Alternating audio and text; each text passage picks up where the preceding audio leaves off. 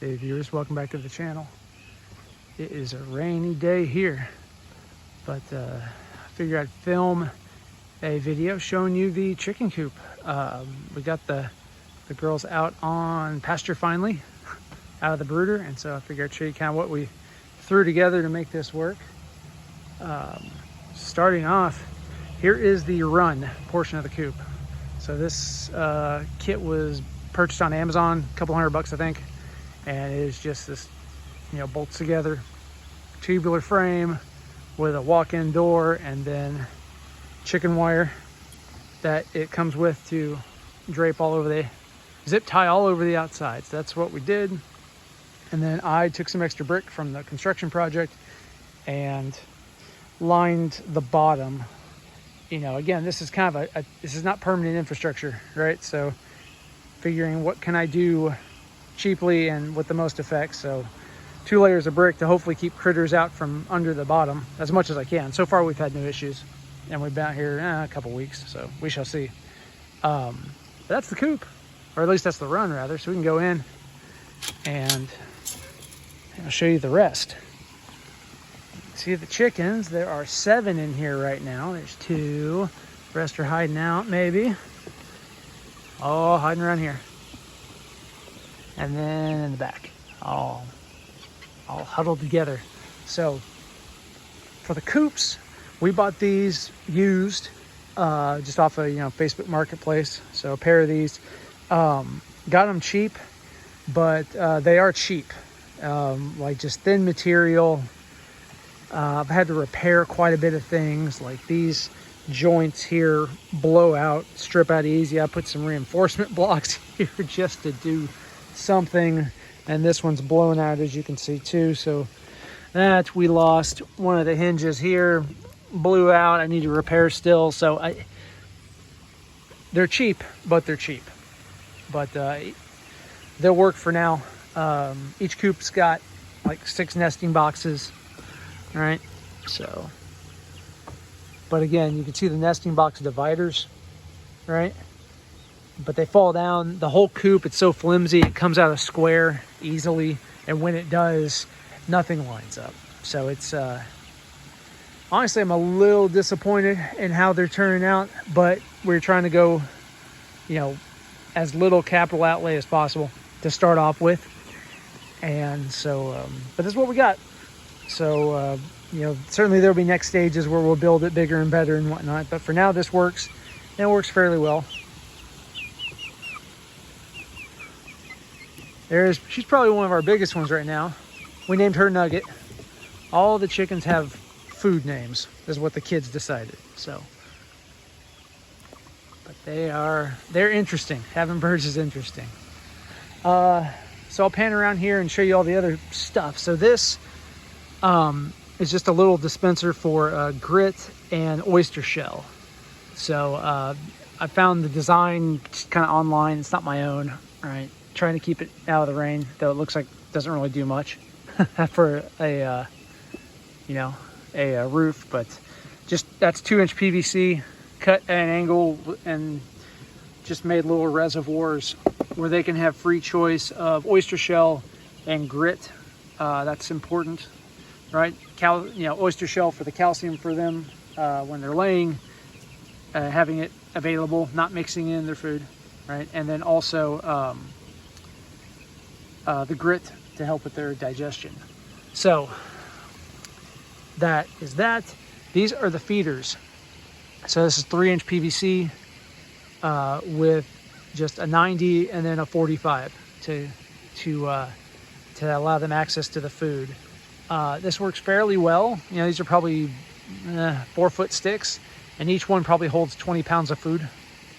I've only got one full right now. This one, I actually stuck this cap on a little too much, and so getting it off is kind of a challenge because the pipe wants to move because I have it all zip tied to the chicken wire, which is not the most secure way to mount this, but it's what I got to work with. So for now, we're just not using that one, though I think I actually need to.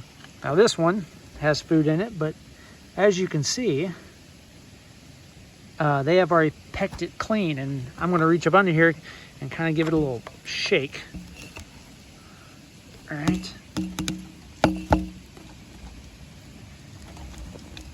So sometimes we have issues with it feeding. And a big reason, I think, is because some moisture gets in here to prevent the flow. I actually had one problem where this thing collected water, and as you can see there, that's kind of collecting water from the rains.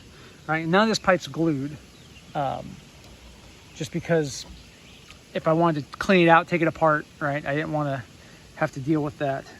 So, but that will get some moisture in there, and I actually had to reach my hand up in there and pull out like a glob of feed that had solidified and blocked the pipe.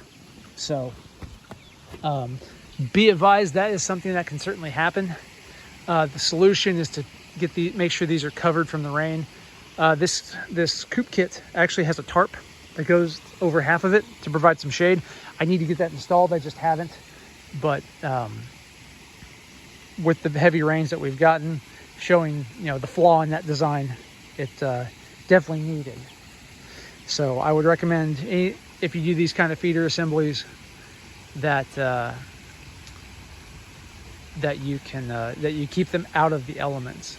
And again, these found the designs online, not my own, but they work pretty good. I had some spare 3-inch pipe, so all I had to buy was fittings, so not too bad. Onto the watering system. So what I did was, using scrap wood I built myself, just this platform. Those are offcut 6x6s left over from the build of the pole barn in the shop, and just various other 2x4 and OSB, and just to make a little platform to set the water tank on to get a little bit of head pressure. And then that is just a rain barrel. My father had that lying around, and so got that for free, which is the best kind of price. So just had to buy, and I had the piping left over from the build, so I just had to buy fittings again. So just a bulkhead with a valve, a union, and then all of this. And in reality, the union probably isn't needed because I didn't glue any of this. It's all just slip fit because it's not pressurized, right? It's just the head pressure of the tank, which is nothing. And so I didn't glue it that way. If I need to take it apart, blow out the lines, right? I put a screw cap on the end of that too. We've got the option.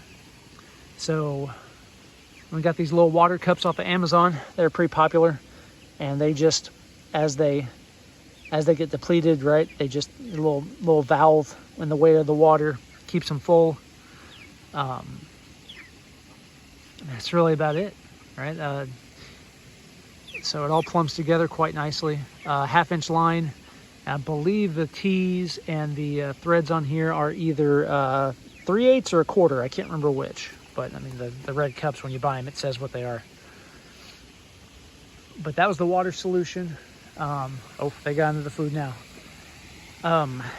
So all in all, with those two feeders full, I could put a whole bag of food in there. And then with this water, I've got I think that's 30 gallons. So for water, realistically, that's almost a month of water storage for them without having to refill it. And then for the food, you're looking at, about a month too. We are almost through week 2, and I've only filled that first tube once. I think it's getting low. Probably about need to fill it again, but it lasts a while. And talking with my cousin the other day, he had a very similar setup that he was looking at for quail, and he took this a step further, and he put 5-gallon buckets with gamma lids on the top of those to act as an even bigger hopper, which I thought was a fabulous idea. So I'll probably steal that whenever the time comes, where I can mount these a little more securely. But so you got a lot of options to make this stuff out of pieces and parts without spending a fortune. And I think that's the biggest thing, is set yourself up to be as low maintenance as possible. Automation, anything you can do. But this was our solution for how we got started with the chickens. We're just using pine shavings for the bedding. I forgot I didn't go over that. So again, nothing terribly radical or anything crazy, just normal pine shavings. They seem to work okay. So I think that's all I got. Hope you all enjoyed the video and the tour of the coop, and thanks for watching.